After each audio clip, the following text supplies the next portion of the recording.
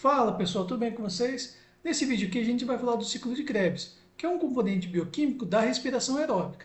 A respiração aeróbica ela é dividida em três etapas: glicólise, ciclo de Krebs e fosforilação oxidativa. Dessas etapas, apenas a glicólise ocorre no hialoplasma da célula. Já o ciclo de Krebs e cadeia respiratória, ocorrem dentro da mitocôndria. E nesse esqueminha aqui resume tudo. Os carboidratos são convertidos em piruvatos que vão entrar no ciclo de Krebs. Já os lipídios são feitos de ácidos graxos e glicerol. Os ácidos graxos vão ser fragmentados em acetil-CoA, que vai entrar no ciclo de Krebs. O glicerol ele segue esse caminho bioquímico, ele é convertido em gliceraldeído 3-fosfato, vai virar piruvato e vai entrar no ciclo de Krebs. Já as proteínas, que são compostas de aminoácidos, os aminoácidos eles são convertidos em piruvato ou acetil-CoA, que vão entrar no ciclo de Krebs, ou então tem aminoácidos que entram diretamente no ciclo de Krebs. Então, o mais importante aqui é que o metabolismo de carboidratos, lipídios e proteínas, todos eles vão confluir para o ciclo de Krebs. E depois do ciclo de Krebs vem essa última etapa, que é a fosforilação oxidativa, e encerra o procedimento bioquímico para a produção de energia a partir dos nutrientes. Então, geralmente nos cursos de bioquímica, o ciclo de Krebs ele é ensinado após a glicólise. Só que ele faz parte também do metabolismo de lipídios e proteínas. Então, na realidade, todas essas vias bioquímicas elas se convergem no ciclo de Krebs para depois encerrar na fosforilação oxidativa. Beleza, mas como a gente está partindo da glicólise e a glicólise encerra no piruvato, a gente define o ciclo de Krebs como conversão do piruvato em moléculas de gás carbônico. E o ciclo de Krebs, gente, ele ocorre dentro da mitocôndria. Para vocês lembrarem, a estrutura da mitocôndria é bem simples. É uma organela que tem duas membranas, uma membrana externa e uma interna. E além dessas membranas, ela tem um espaço interior chamado de matriz mitocondrial. É como se fosse o eloplasma da organela.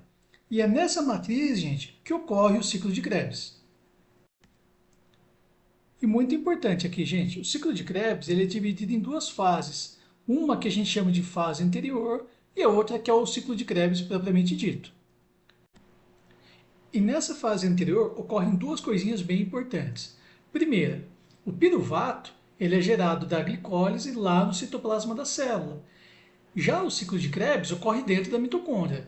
Então a primeira coisa que acontece é a entrada do piruvato do citoplasma na mitocôndria. Já a segunda coisa que acontece nessa fase anterior é que o piruvato ele vai perder um carbono da sua molécula que vai sair na forma de gás carbônico. Então está aqui o piruvato, esse carboninho aqui da ponta tem dois oxigênios.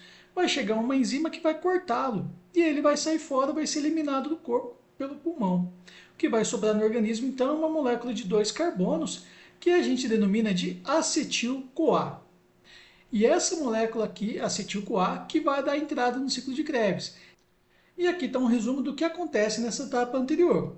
O ácido pirúvico, que é uma molécula de 3 carbonos, ele vai entrar na mitocôndria e dentro da mitocôndria ele vai ser fragmentado em acetil-CoA, que é uma molécula de 2 carbonos.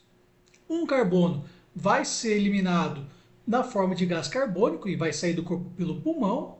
E vai ser gerado também uma molécula de NADH. Esse NADH vai lá para a próxima etapa, que é a fosforilação oxidativa. Então, dessas três coisas, a única que sobrou foi o acetil-CoA e ele que vai entrar, de fato, no ciclo de Krebs, ele que vai dar o chute inicial. Bom, gente, agora chegamos no ciclo de Krebs propriamente dito, que é essa figura aqui de 8 reações sucessivas que assusta todo mundo. Bom, por que é chamado de ciclo? Acontece o seguinte, a primeira reação se dá com a junção do acetil-CoA com o oxalacetato, essa primeira reação aqui. Aí segue um conjunto de mais 7 e o produto final é o oxalacetato. Esse oxalacetato gerado, ele vai entrar numa próxima reação de Krebs, que vai se juntar novamente com acetil-CoA e vai dar todo esse procedimento novamente. Bom, quem já estudou glicólise sabe que são 10 reações sucessivas, tem uma certa complexidade naquela etapa, só que as reações aqui do ciclo de Krebs elas são realmente mais complexas ainda, mais difíceis de se estudar. Então eu vou passar as 8 reações e vou dizer para vocês o que vocês têm que focar e guardar na mente de vocês. Então senta na cadeira aí, prepara a mente que a gente vai falar das 8 reações. A primeira, gente, é a junção do acetil-CoA com o oxalacetato. Importante vocês focarem que o acetil-CoA é uma molécula de 2 carbonos e o oxalacetato 4. Juntando as duas moléculas dá uma molécula de 6 carbonos, que é o citrato. Depois, o citrato ele vai ser convertido em isocitrato. E aqui entra uma reação importante. Esse isocitrato de 6 carbonos, ele vai perder um carbono da sua molécula. Vai formar o alfa-acetoglutarato, que é uma molécula de 5 carbonos. Como ele vai perder um carbono, a gente chama isso daqui de descarboxilação. E além então dessa perda de um carbono que sai na forma de gás carbônico, é gerado também um NADH. Já na sequência, o alfa-acetoglutarato também vai perder um carbono da sua molécula e vai formar o succinil-CoA, molécula de 4 carbonos. Então, o alfa-acetoglutarato também vai sofrer uma descarboxilação, ele vai perder uma molécula de gás carbônico. E aqui também vai ser gerada uma outra molécula de NADH. Então veja bem, o isocitrato tinha 6 carbonos, perdeu um carbono, formou o alfa-acetoglutarato, que por sua vez perdeu também um átomo de carbono, formou o succinil-CoA, de 4 carbonos. E na sequência, gente, o succinil-CoA ele vai perder uma parte da sua molécula e vai se transformar no succinato, também de 4 carbonos. E nessa reação é formada uma molécula de ATP, um correspondente ao ATP. Ambos são moléculas energéticas.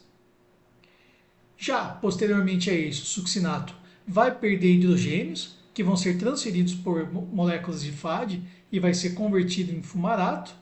Depois o fumarato vai ser convertido em malato e por fim o malato vai perder hidrogênio, sendo convertido em oxalacetato, que é a molécula final do ciclo de Krebs. Aí esse oxalacetato inicia um novo ciclo de Krebs ao se juntar com o acetil-CoA. Então, gente, essas são as 8 reações do ciclo de Krebs. E aqui eu vou citar as 4 principais para vocês entenderem o que está acontecendo. Essa primeira aqui, gente, é a reação de condensação do acetil-CoA com o oxalacetato. O acetil-CoA tem 2 carbonos, o oxalacetato tem 4. Forma-se então o citrato, que é uma molécula de 2, 4, 6 carbonos. Beleza? Aí o citrato vai se convertir em isocitrato e posteriormente o isocitrato ele vai perder um gás carbônico e vai gerar o alfa-acetoglutarato, que é essa reação que está aqui embaixo. O isocitrato, veja bem, ele tem esse carbono e 2 oxigênios. Vão acontecer algumas reações e esse carbono aqui ele vai ser destacado da molécula. Então, vai formar o alfa-acetoglutarato e esse gás carbônico gerado vai ser eliminado do corpo. A mesma coisa acontece na reação seguinte, na conversão do alfa-acetoglutarato em succinil-CoA. Aqui está o alfa-acetoglutarato, o carbono ligado a 2 oxigênios, que vai ser retirado da molécula e dar o resultado no succinil-CoA.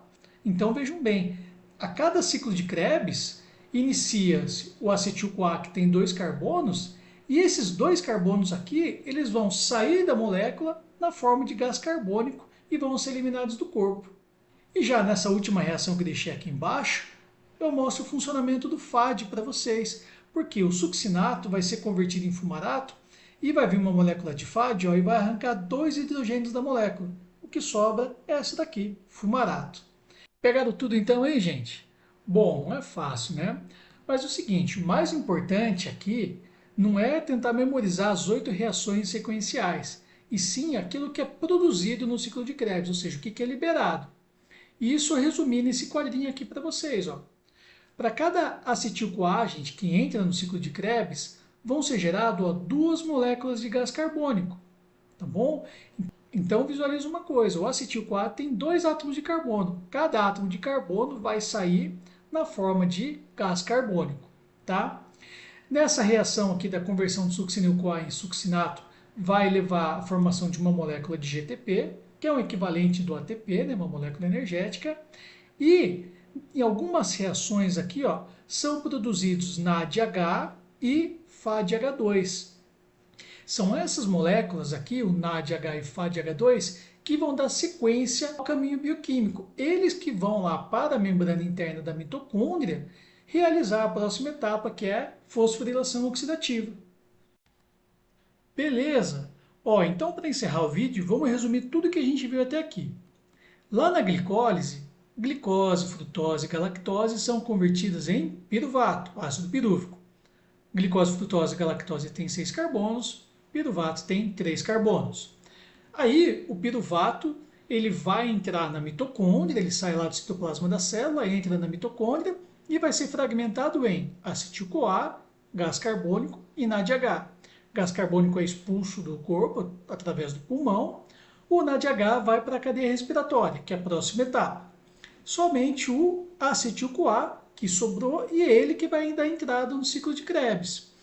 A cada ciclo de Krebs, cada carbono do acetil-CoA vai ser liberado do corpo também na forma de gás carbônico, tá bom? E vão ser gerados também uma molécula de ATP, né, o GTP, e 3 NADH e 1 FADH2. Acontece aqui, por fim, que todos esses NADH que foram gerados na glicólise, na fase anterior e no ciclo de Krebs, juntamente com o FADH gerado aqui no ciclo de Krebs, eles que vão para a próxima e última etapa do ciclo bioquímico, que é a cadeia respiratória ou fosforilação oxidativa. Então aqui a gente encerra essa parte.